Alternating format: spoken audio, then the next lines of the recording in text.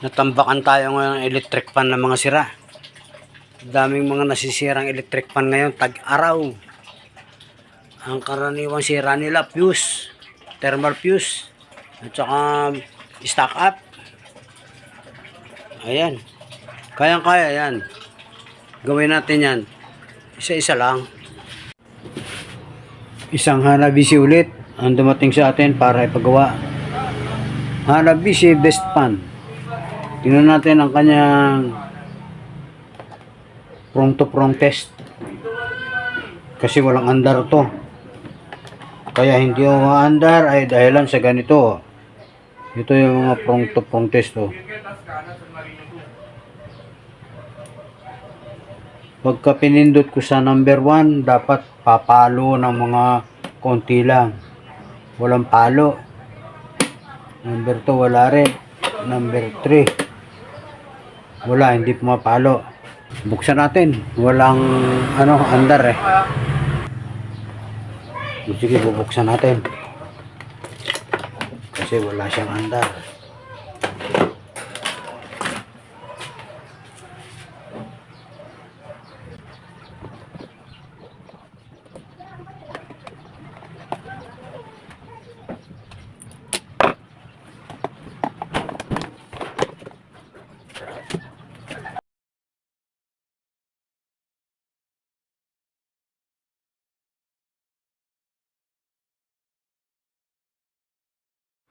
Puputulin ko to dito sa wire ng capacitor. Nandito nakalagay ang starting coil. Ito tatalupan ko para matest ko itong resistance ng starting coil para malaman natin kung yan ang sira. Ito, lagay natin ang tester dyan kahit sa baliktad. Ayan, kailangan pumalo ng konti. Meron man lang sanang reaction ang tester natin kahit konti lang. Ayan wala. Walang reaction ang tester. Naka-steady yung needle. So ibig sabihin ito open ang kanyang starting coil. Open. Ayan walang galaw.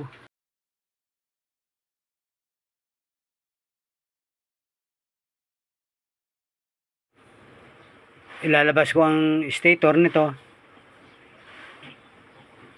para ma-check up pa ang mga dapat check upin dito. Sira ang motor nito.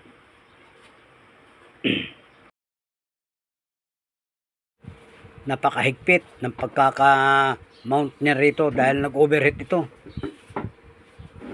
Yung mga ganitong nag-overheat, sumisikip yan pagka malamig na eh. Ayan ito, nabunot ko na.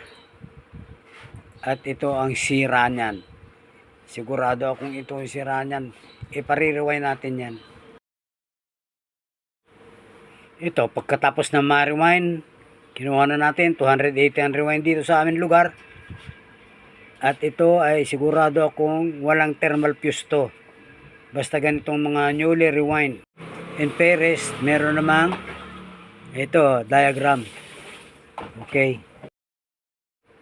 Itong mga wire na mahahabang ganito, hindi naman umaabot sa switch ito eh. Kaya puputulan ko pa rin ito. Sasalpak ko na ito para matapos natin ang ating trabaho.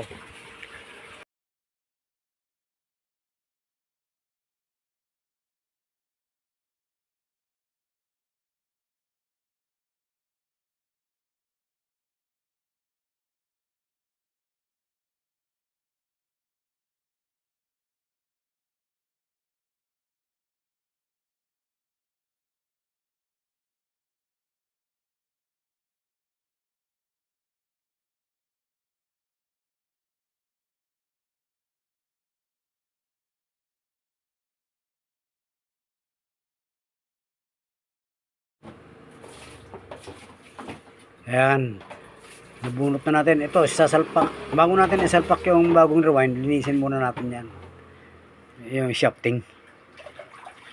Linis ko muna yung shafting. At lalagyan ko na lang is okay na yan. Wala namang palawang ang shafting niya eh. Hindi nangitim, okay. Mas maganda yan, ganyan. Tapos langis. Ayan.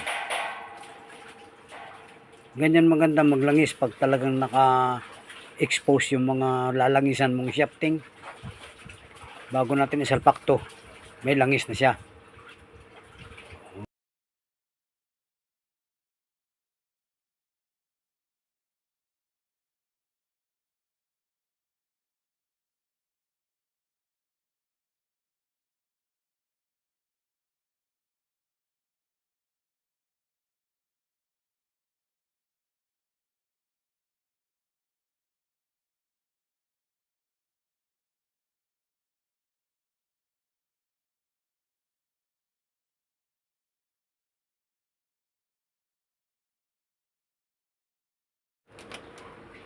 Ayan, lapat na.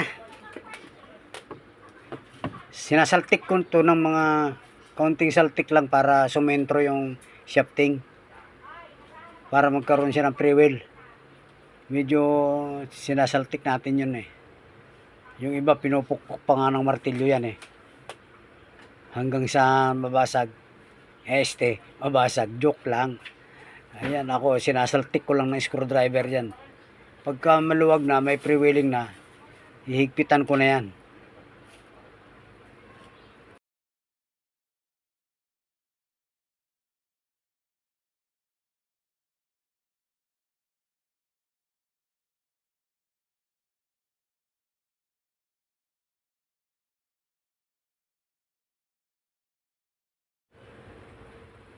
Medyo masikip pa. Higpit ko rito. Ang paghigpit niyan sabay-sabay. Palo ng konti. Higpit na naman. Hanggang sa makuha mo yung magaan na pre-wheeling niya. Mararamdaman mo naman kung malambot na yung ikot ng shafting. O yan o. Ayan o, medyo malambot na. O yan, okay o. Ganda na. Merong hatak, tulak. Masyadong malaki itong hatak tulak niya. Kulang tayo sa spacer. Bubuksan ko uli at lalagyan ko ng isang spacer.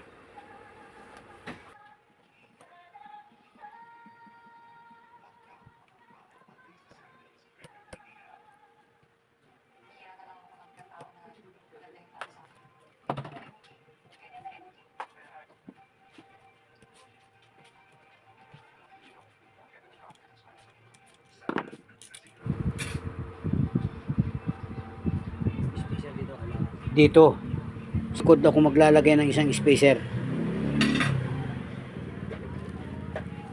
Ito yung likod niya eh. Ito yung mga spacer. Oh.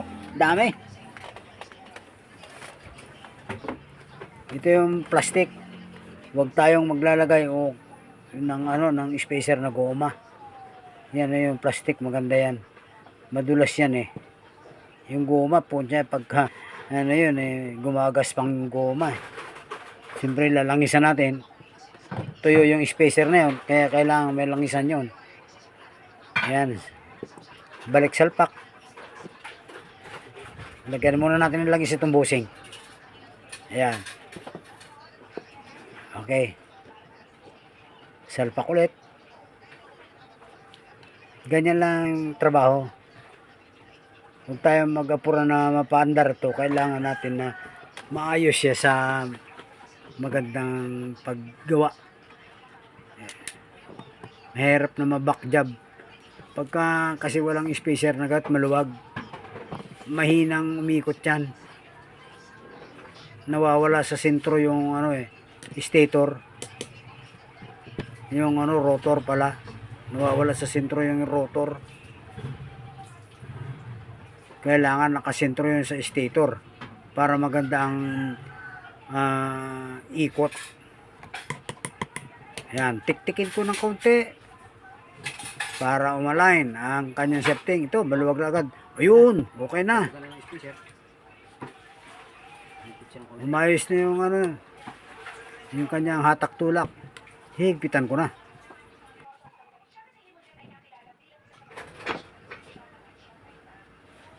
Good. Ganda. Ito, hatak tulak. Tama lang. Nagdagdag tayo dyan eh. Pwede ko nang higpitan. O, final na higpit na yan. Ganda oh. Ayan oh, luwag. May higpit pa. Wala na. May higpit na.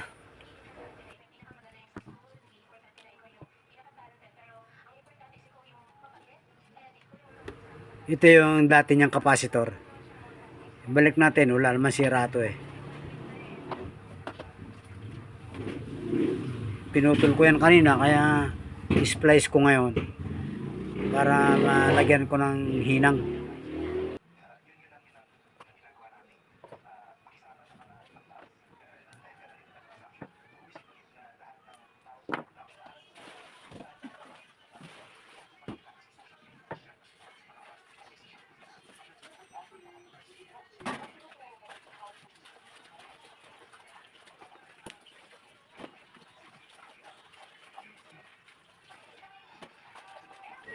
Nilagyan ko ng tingga yung kanyang mga wire para madaling i-attach doon sa kanyang pagdidikitan.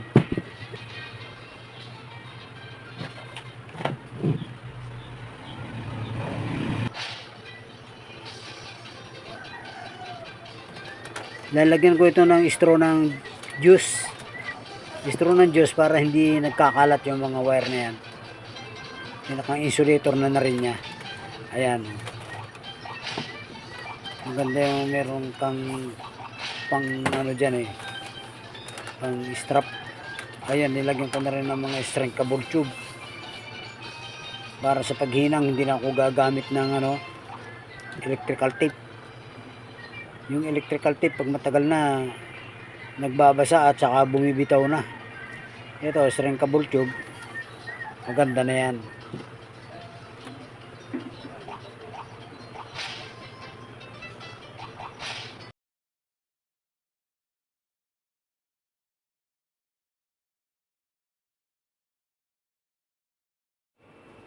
Itong wire na ito, yung galing sa rewindan, mahaba masyado. Puputulan ko yan para idugtong ko na lang dito sa lumang wire. Yung lumang wire na yan, naka-mount na yan dun sa switch. Nakalagay na talaga yan dun sa switch. Kaya hindi na ako maghihinang sa switch. Ayan, puputulin ko na muna lahat ito.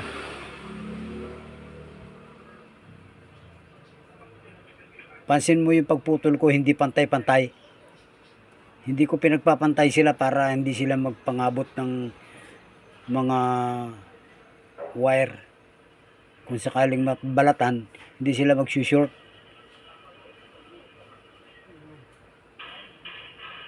Ganyan lang.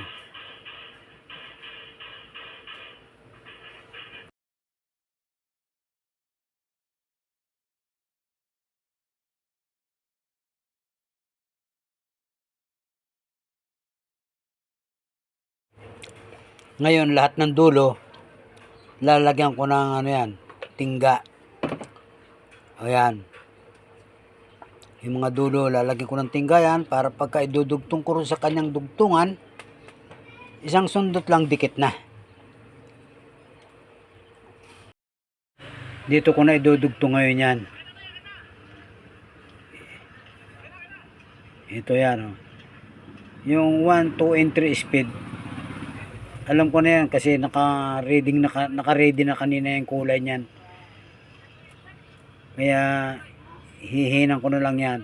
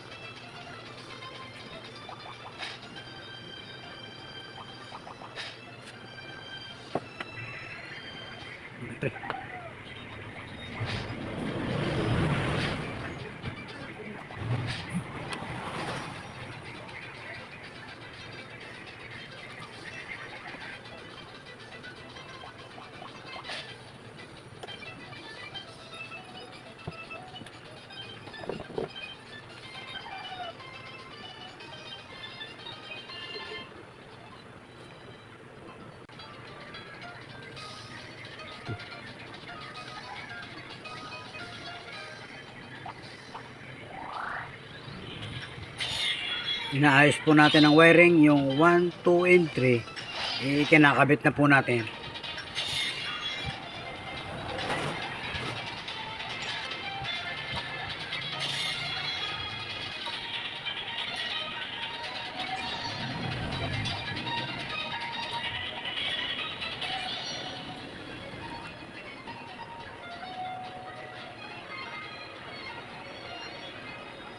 Huwag po kayong bibitiw, malapit na nating matapos. Pag natapos na natin may kabit itong speed na 1, 2, and 3, magtitest po tayo kung tama yung aking kabit.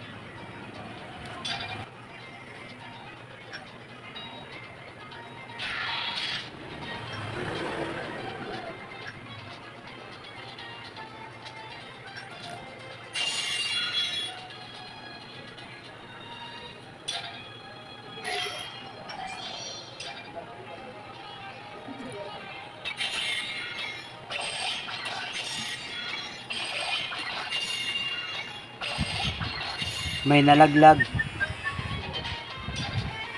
tanggal ko ulit itong pula, hindi naipasok yung shrinkable tube nalaglag ito. Yan,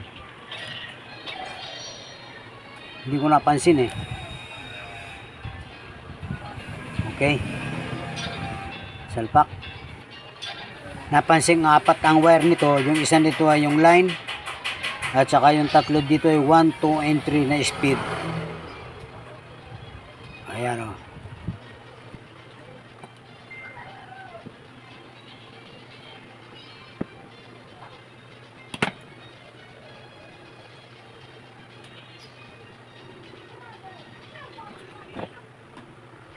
okay, naipagdugtong na natin yung mga wires.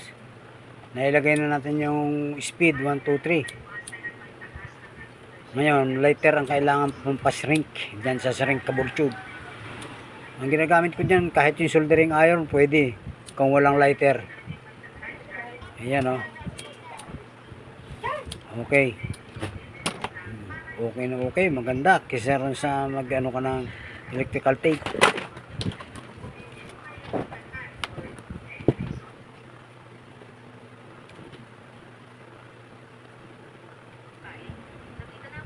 Ngayon at naidugtong na natin yon, i-atras ko ngayon itong straw para pumasok sa loob yung mga dugtungan. Ayan kumasya. Buti kumasya yung mga dugtong pasok sa straw. Straw lang ng soft drinks yan, pero maganda yan para hindi magkalat-kalat yung mga wire mo dito. Kung malalagyan mo rito ng wire strap sa lugar na ito, maganda.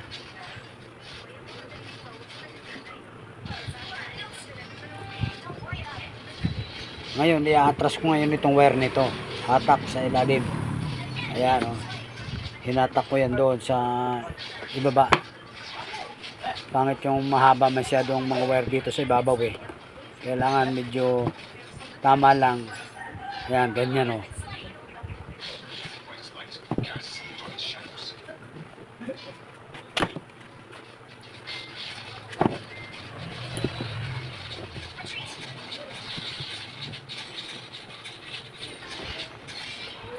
Ngayon, ang gagawin ko ngayon, titestirin ko ito, titingnan ko kung tama yung ating kabit, kung okay sa switch.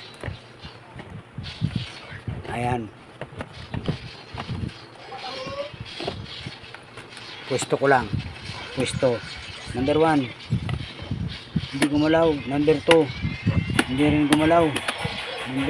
Wala, marami yung switch. Linisin ko muna yung switch sa ilalim. Ito contact cleaner lang ang katapat niyan. Dito yan ang kailangan malinis. Lilinisin ko muna itong mga switch. Pure contact ang switch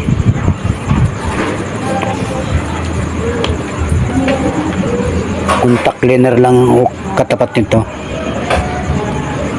Ito DW40 ito, WD40 yan. Contact cleaner na din yan, at saka para magandang pindutin, magaan ang pagpindot.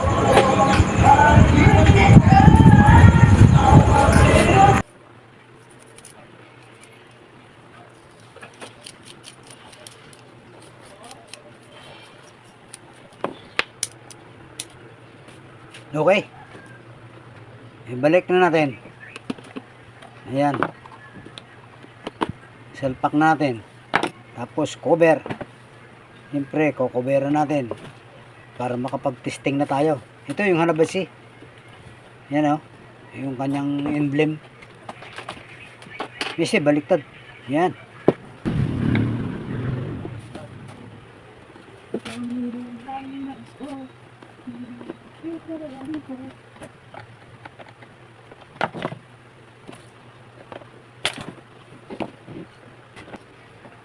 Testing. Plug in. Okay. Naka-plug na. Ito number 1. May number 2. At saka number 3.